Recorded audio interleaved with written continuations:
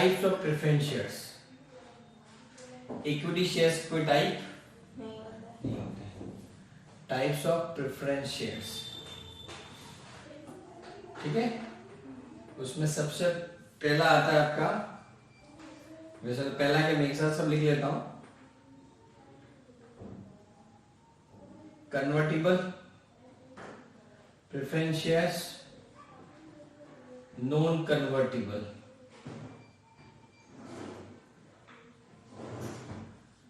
Participating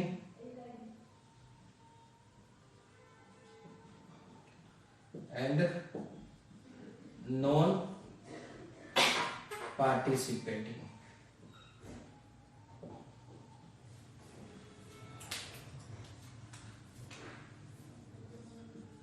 redeemable and irredeemable,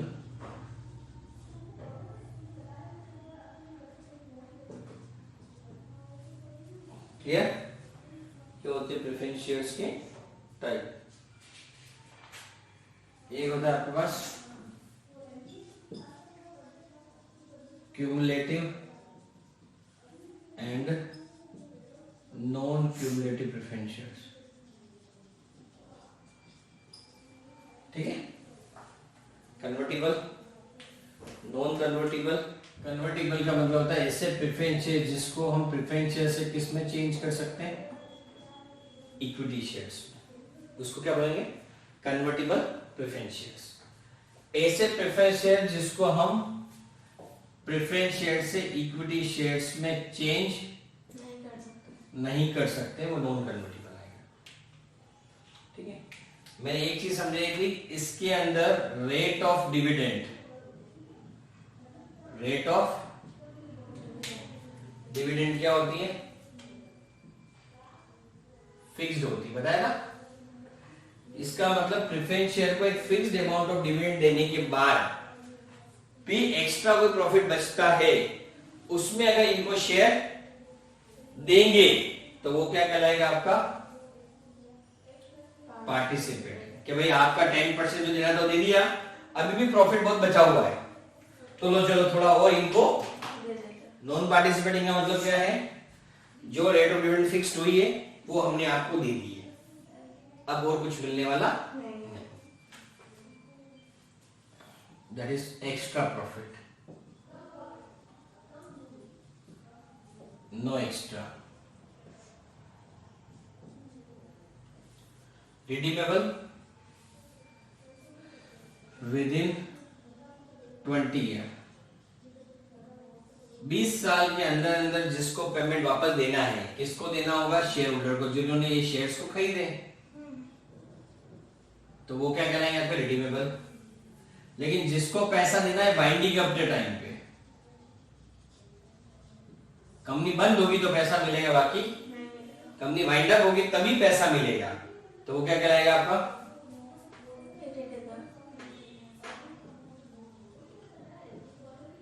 ये commutative का मतलब होता है एडिंग। एडिंग का मतलब किसी साल, एनी ईयर कंपनी लॉस में चली गई और उसको उस साल डिविडेंड डिस्ट्रीब्यूट नहीं कर पाई, प्रॉफिट डिस्ट्रीब्यूट नहीं कर पाई, लेकिन नेक्स्ट ईयर कंपनी के पास बहुत अच्छा प्रॉफिट होगा, तो कंपनी क्या करेगी, पिछले साल का भी देगी और वो क्या कहलाएगा, क्यूमुलेटिव, ठीक है ना। इसका मतलब क्या है कि आपका कोई भी पैसा डूबा हुआ नहीं है,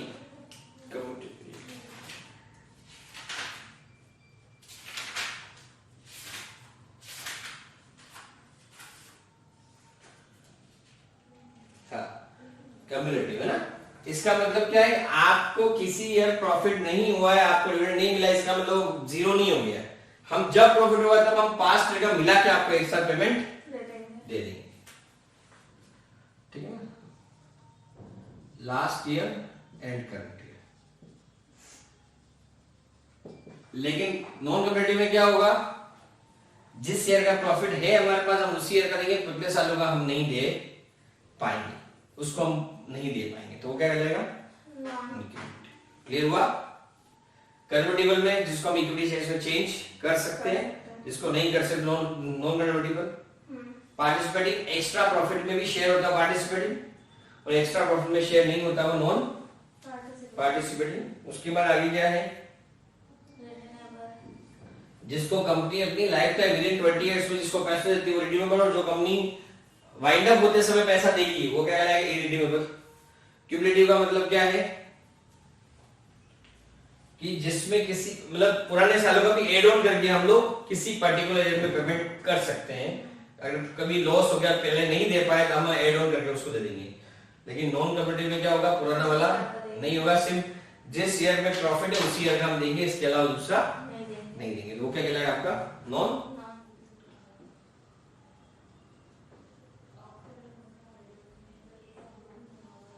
ठीक है,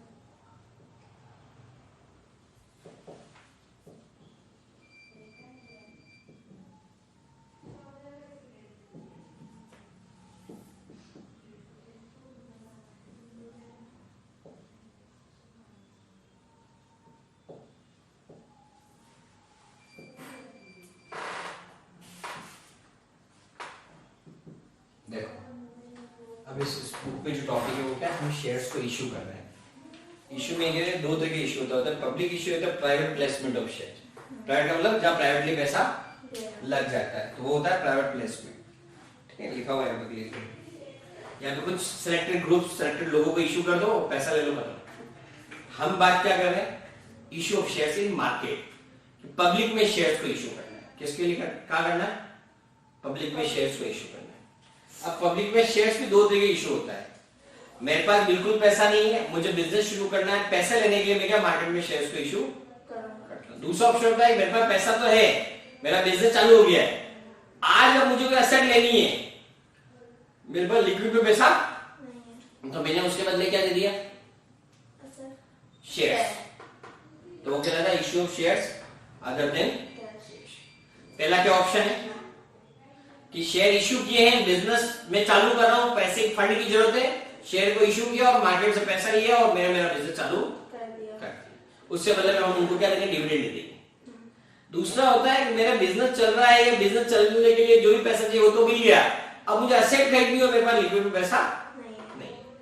क्लियर, और कैश कहीं से आने वाला भी नहीं है, तो मैंने उस बंदे को क्या बोला, मुझे ये शेयर्स ले लो और इसके बदले मुझे मशीनरी या बिजनेस दे। Clear.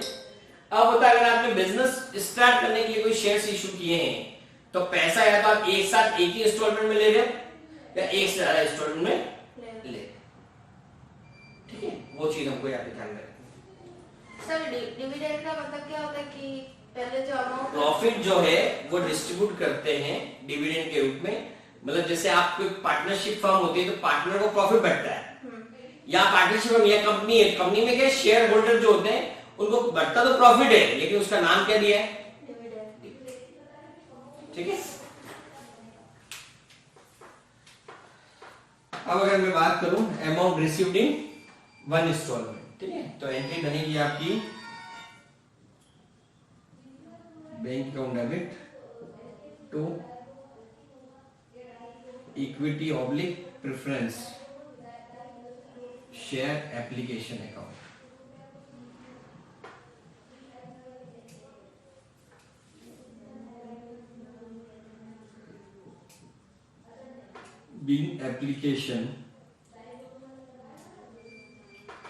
being application amount received, ठीक है। और ये क्या आएगा, number of shares received into application amount per share. ठीक है, सेकेंड एंट्री बनेगी equity oblique preference share application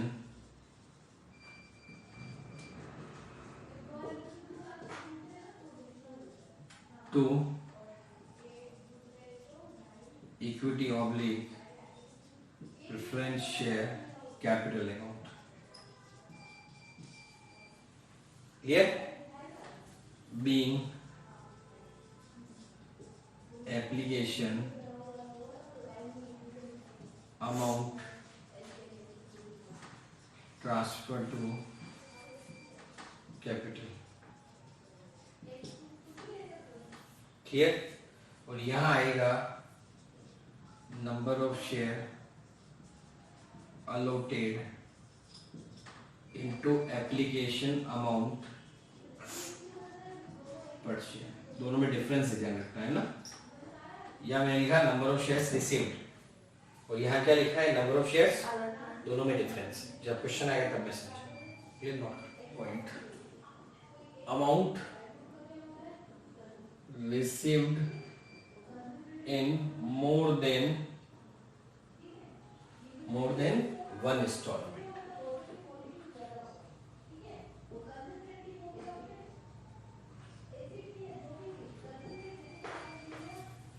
clear? इसमें पहली आएगी आपकी बैंक अकाउंट डेबिट टू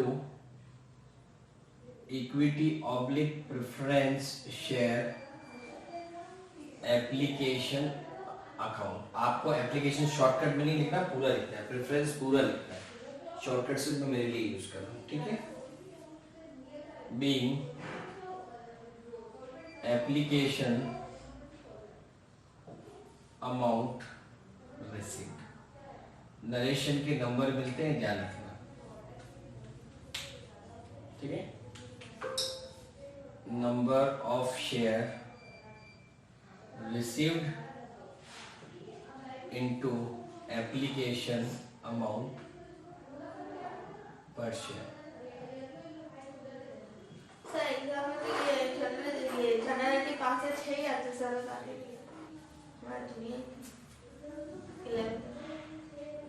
अभी इसमें आगे बहुत सारा. नेक्स्ट आएगा आपके पास equity oblique preference share application account debit to equity oblique preference share capital account.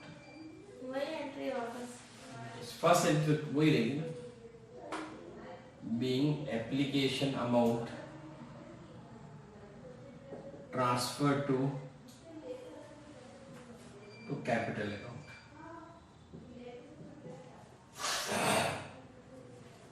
Number of shares allotted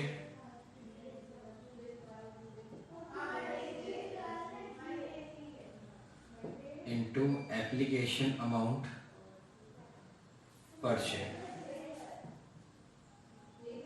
ठीक है? ये दो एंट्री आपकी बन गई. एक दो. Third equity oblique preference share allotment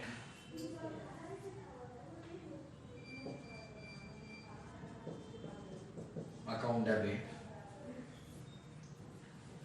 to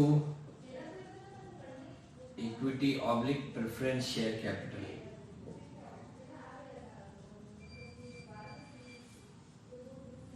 Being allotment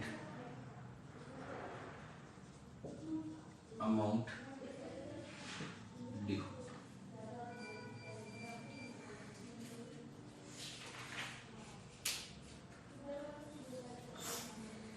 ठीक है? और इसमें भी आएगा number of share allotted into allotment amount per share. ठीक है। नेक्स्ट आएगा आपका 4th नंबर पे bank account debit to equity oblique preference share allotment account. ठीक है। being allotment amount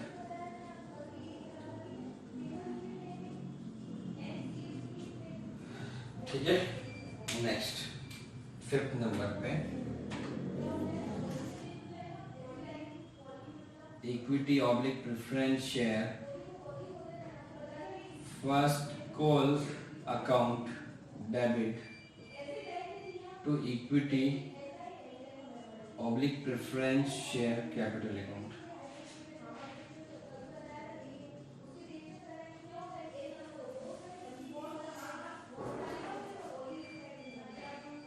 being first call amount due। इसमें भी आएगा number of share allotted into per share value on first call। ठीक है। Next bank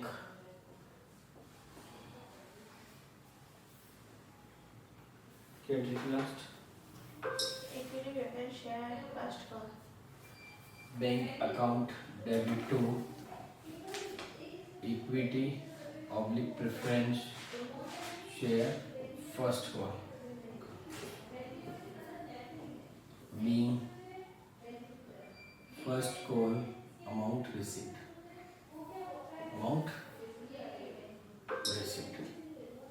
ठीक है। Next equity oblique preference share second and final. अगर सेकंड कॉल तक है तो second and final call account डेट। थर्ड होगी तो फिर थर्ड एंड फाइनल कॉल आएगा। First with the first and final to share equity oblique preference share capital account being second call amount due। Clear. फिर इसके लिए क्या आएगा नंबर ऑफ शेयर्स allotted